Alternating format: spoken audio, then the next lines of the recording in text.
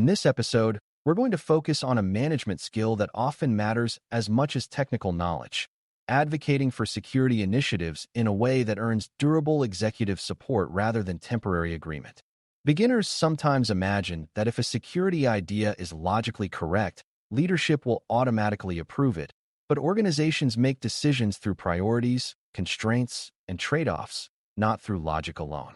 Executives are responsible for outcomes like mission success, customer trust, cost control, reputation, and continuity of operations, and they constantly balance competing demands on limited time and money.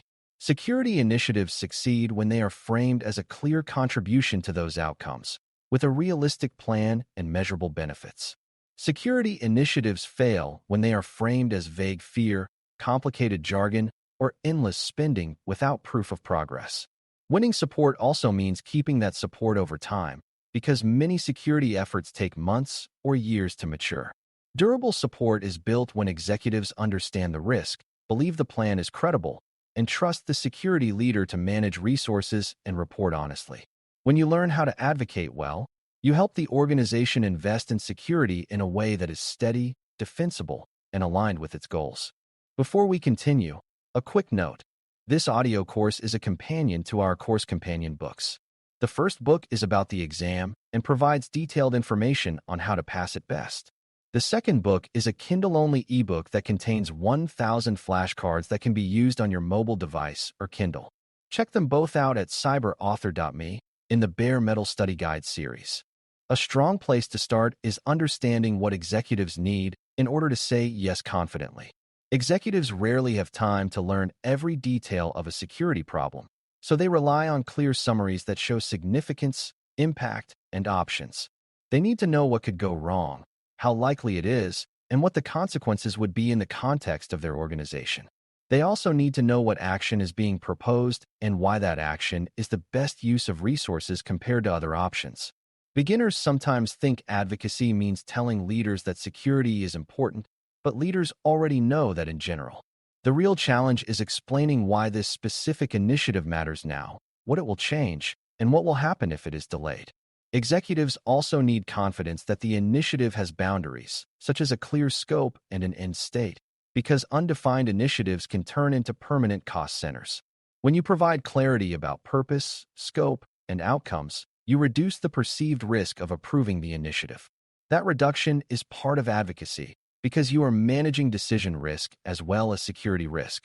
To advocate effectively, you need to translate security problems into business impact without exaggeration. Exaggeration might feel persuasive, but it often damages credibility because executives can sense when a claim is inflated or unsupported. A better approach is to describe impact in concrete terms, such as service interruption, loss of data integrity, exposure of personal information, fraud, regulatory consequences, or reputational harm. Then connect those impacts to organizational objectives, like uptime targets, customer growth, operational efficiency, or public trust. This connection makes security feel relevant because it ties the initiative to what leaders already measure. It also helps avoid the common beginner mistake of presenting security as a separate world filled with threats and acronyms. Instead, security becomes part of risk management and operational excellence. When you speak in outcome language, leaders can compare security initiatives to other initiatives using the same mental framework. That makes security decisions easier to make and easier to defend. Another essential part of advocacy is showing that you understand constraints, because executives listen more when they feel you live in the same reality they do. Constraints include budget, staffing, time, operational disruption, and competing initiatives. If you propose an initiative that ignores constraints, leaders assume you have not done the work to make it feasible. Instead, strong advocacy includes a realistic approach, such as phased implementation, prioritization of high-impact areas, and a plan that reduces disruption. This is also where you show that security is not trying to be the department of no. You are not demanding perfection. You are proposing progress with discipline. A phased plan can be persuasive because it allows leaders to approve a manageable first step and then evaluate results before expanding. It also creates early wins, which build trust and momentum. Beginners should recognize that executives often prefer a clear, achievable plan over a grand vision that cannot be delivered. Deliverability is persuasive. To win durable support, you also need to be specific about what success looks like and how it will be measured. Executives want to know what they will get for the investment, and they want to know how they will know the initiative is working. Measures might include reduced time to detect incidents, reduced time to recover, improved compliance with critical controls, reduced repeat findings, or increased consistency in risk decisions. The measures should match the initiative's purpose, and they should be honest about what can be measured. Beginners sometimes choose metrics that are easy to count but not meaningful, like the number of security meetings held. Meaningful measures focus on outcomes and capability, not activity. When you present measures up front, you demonstrate accountability and reduce the fear that the initiative will become endless. You also create a shared definition of progress, which prevents disagreement later about whether the effort is succeeding. Shared progress measures are part of durable support because they keep leadership engaged without requiring them to micromanage. Advocacy also depends on choosing the right initiative framing, because the same security effort can be understood in different ways. One framing is risk reduction, meaning the initiative reduces the probability or impact of undesirable events. Another framing is resilience, meaning the initiative improves the organization's ability to continue operating and recover quickly. Another framing is trust and reputation, meaning the initiative helps the organization keep promises to customers, partners, and the public. Another framing is efficiency, meaning the initiative reduces rework, incident cost, and operational chaos. The best framing depends on what the organization values and what executives are accountable for. Beginners sometimes use only the threat framing, which can work briefly but often creates fatigue. A more durable approach is to frame security as enabling outcomes, such as safe growth or reliable service. When leaders see security as enabling, they are more likely to support it over time because it feels like part of strategy rather than a reaction to fear. The goal is not to avoid risk language, but to balance it with purpose and value. You should also learn how to handle the question that executives almost always ask in some form: why now? This question is not necessarily skepticism. It is a request for priority justification. A strong answer explains what has changed, what risk is currently unaddressed, and what opportunity exists to improve.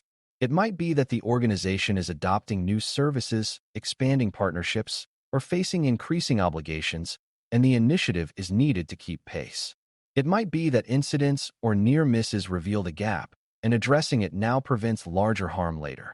It might be that current processes are too slow or inconsistent and are creating operational risk. The key is to avoid vague urgency and instead show a clear driver. Executives are comfortable prioritizing when they can see cause and effect.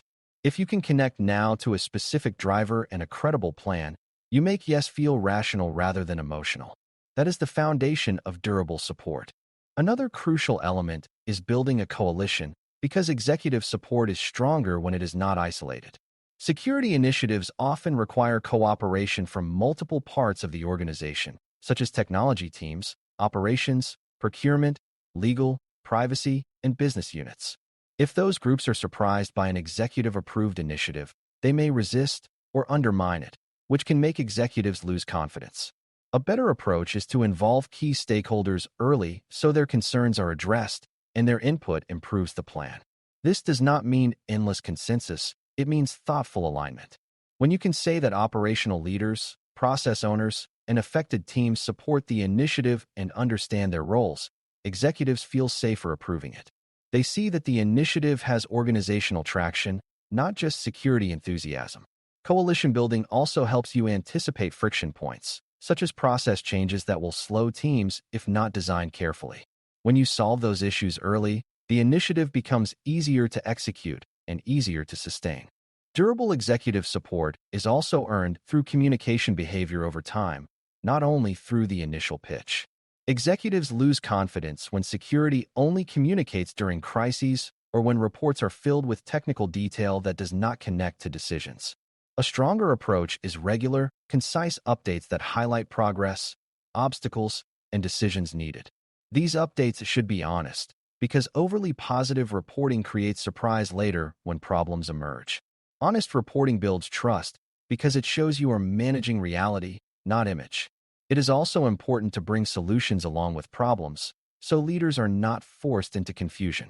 For example, if an initiative is delayed due to staffing constraints, you might present options such as adjusting scope, shifting timeline, or reallocating resources. That keeps executives in a decision role rather than a rescue role. Over time, this style of communication makes executive support durable because leaders feel informed and respected. They see security as a managed program, not a constant emergency. Finally, you should understand that durable support requires respecting executive decision boundaries and accountability. Security leaders advocate, but executives decide, and executives carry accountability for organizational outcomes. That means sometimes an executive will choose a risk trade-off that security would not prefer, such as delaying a mitigation to meet a strategic objective. Durable support does not mean security always gets everything it wants. It means security remains credible and engaged even when trade-offs are made. When an executive chooses a trade-off, security's job is to document the decision, manage the resulting risk responsibly, and continue improving within the constraints. If security becomes emotional or punitive when it does not get its way, trust erodes and future advocacy becomes harder. If security remains professional and focused on options, leaders are more likely to support future initiatives because they trust security to operate as a partner. This maturity is essential for long-term progress. In conclusion, advocating for security initiatives and winning durable executive support is about translating security needs into organizational outcomes, offering credible plans that respect constraints, and proving progress through meaningful measures. Executives support initiatives when they understand why the initiative matters, why it matters now, what success looks like, and how the investment will be managed responsibly. Durable support grows when security builds coalitions, communicates consistently and honestly, and provides options rather than demands. It also grows when security respects governance boundaries and treats leadership decisions as accountable trade-offs, not personal battles. When you combine outcome-focused framing, realistic planning, and trustworthy reporting, security initiatives become easier to approve and easier to sustain, because leadership sees security as a disciplined program that protects mission, trust, and resilience over time. That is how security moves from sporadic attention to steady investment, and that steady investment is what creates lasting improvement. Thanks for listening. For more audio courses, daily newsletters, and more, please visit baremetalcyber.com.